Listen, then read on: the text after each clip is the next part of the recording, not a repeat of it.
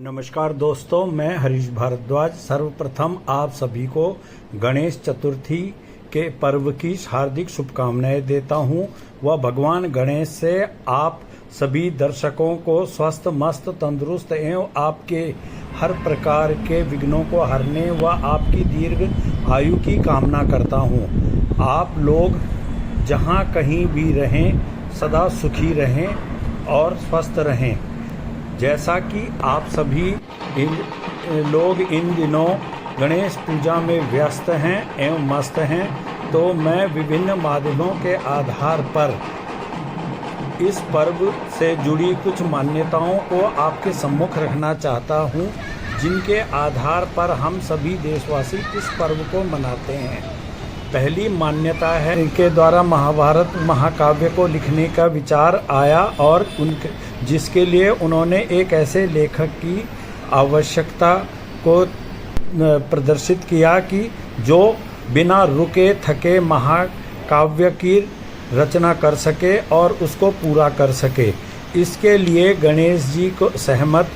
हो गए व इस कार्य को उन्होंने 10 दिन में पूर्ण किया। किंतु इस कार्य के दौरान जो घटनाएं घटित होनी थी उनको सुनकर और महसूस करके उनके शरीर में व मानसिक तापमान में जो वृद्धि हुई, उस तापमान को कम करने के लिए उनके शरीर पर चंदन का लेप लगाया गया तथा उन्हें स्नान करवाने के पश्चात पुनः उनके स्थान पर स्थापित किया गया। इसी स्नान को विसर्जन का नाम दिया गया। यही दूसरी मान्यता है कि जब कार्तिकेय भगवान शिव पार्वती जी से नाराज होकर दक्षिण भारत के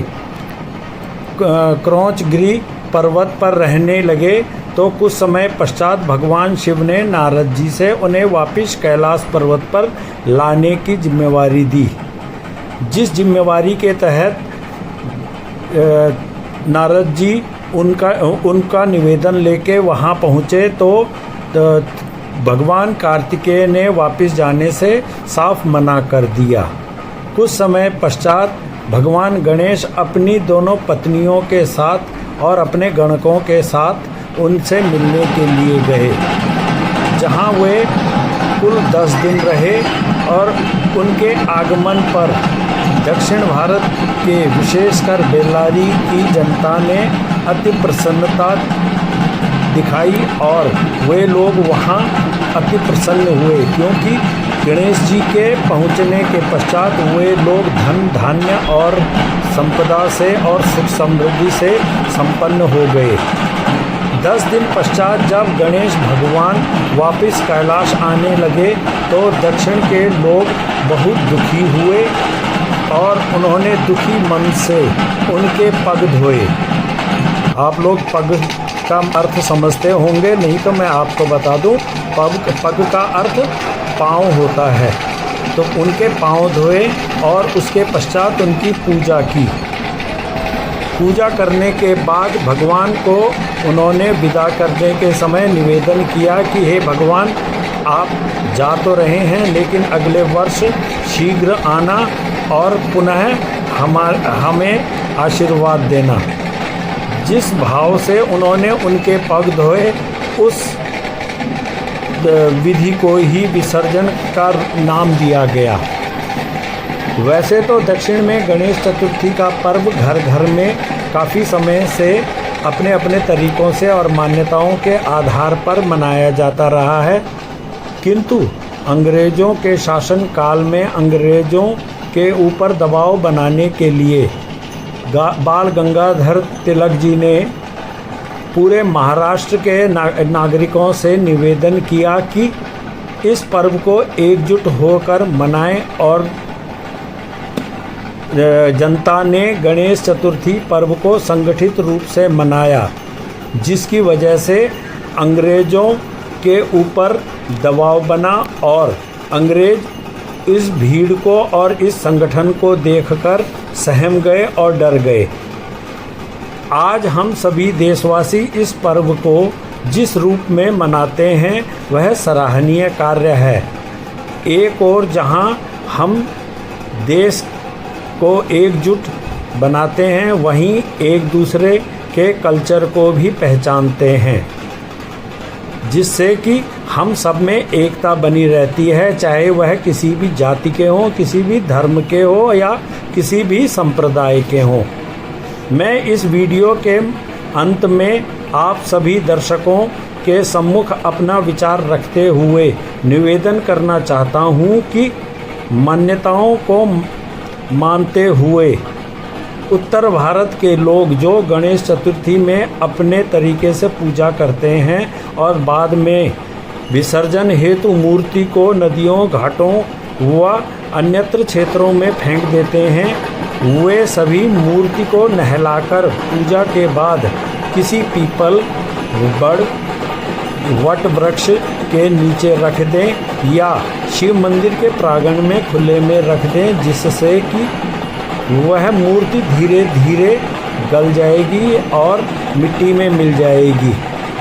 जिससे कि मूर्ति का अपमान नहीं होगा। और उत्तर भारत के लोगों से मैं यह निवेदन इसलिए कर रहा हूँ क्योंकि उत्तर भारत में जो केदारनाथ और कैलाश पर्वत है, वहीं गणेश भगवान का आवासीय स्थल है और वहीं यहाँ के लोग गणेश जी को विसर्जन नहीं करते हैं, इसलिए उनको किसी मंदिर या किसी वृक्ष के नीचे रख दिया जाए तो उससे उनकी मान्यता बनी रहेगी। वहीं बाकी दक्षिण के जो लोग अपनी पद्धति के अनुसार गणेश जी को पूजते हैं और 10 दिन के पश्चात उनको विसर्जन के लिए सामूहिक रूप से ले जाते हैं, तो उनसे भी निवेदन है कि दक्षिण के लोग गणपति को घर घर में न बिठाकर सामूहिक रूप से और जितनी छोटी मूर्ति हो सके उतनी छोटी रूप में मूर्ति को रखें व बाद में समुद्र व नदी के किनारे में एक साफ जगह पर बनाकर, चबूतरा बनाकर वहाँ पर पानी से नहलाकर उनको धीरे से समुद्र में विसर्जित कर दें, जिससे कि पूरे समुद्र में उसके पश्चात गंदगी भी नहीं होगी और विशालकाय मूर्तियों में जितना जो गलने वाला सामान होता है वो तो ठीक है, लेकिन जो सामान गलता नहीं है उस सामान की जो बर्बादी होती है और वो नदियों और समुद्र को गंदा करते हैं, वह गंदगी नहीं होगी। एक और जहाँ जिस श्रद्धा भाव से हम भगवानों को अपने घर में बिठाते हैं या अपने कार्य क्षेत्र में या सार्वजनिक रूप से अपने स्थलों पर बिठाते हैं और उनकी पूजा करते हैं, उसके बाद जब उनकी विदाई करते हैं तो जिस प्रकार से उन्हें नदियों में, नालों में व अन्यत्र क्षेत्रों में ये किसी गड्ढे में या अन्य क्षेत्र में डाल देते हैं, तो उससे पूरे विश्व में, क्योंकि आजकल जो मीडिया का प्रचार है और प्रसार है, उसके आधार पे हमारी हर एक दूसरे देश की गतिविधियां पूरे विश्व में पहुंचती हैं, तो उससे हमारे धर्म का मजाक उड़ता है और यह हमारे लिए और हमारे धर्म के लिए ठीक नहीं है। इसलिए यह मेरा विचार है। बाकी आप लोग क्या सोचते हैं और इस बारे में आप लोगों की क्या राय है, आप लोग मुझे कमेंट्स करके अवश्य बताएं। और आपको यदि मेरे सुझाव थोड़े भी अच्छे लगे हों तो वीडियो को लाइक करें और शेयर, कमेंट्स और सब्सक्राइब करें। चैनल HBR 904 को सब्सक्राइब करके अधिक से अधिक लोगों को इस वीडियो को पहुंचाएं और सब्सक्राइब करके मुझे मनोबल बढ़ाएं और मेरे चैनल को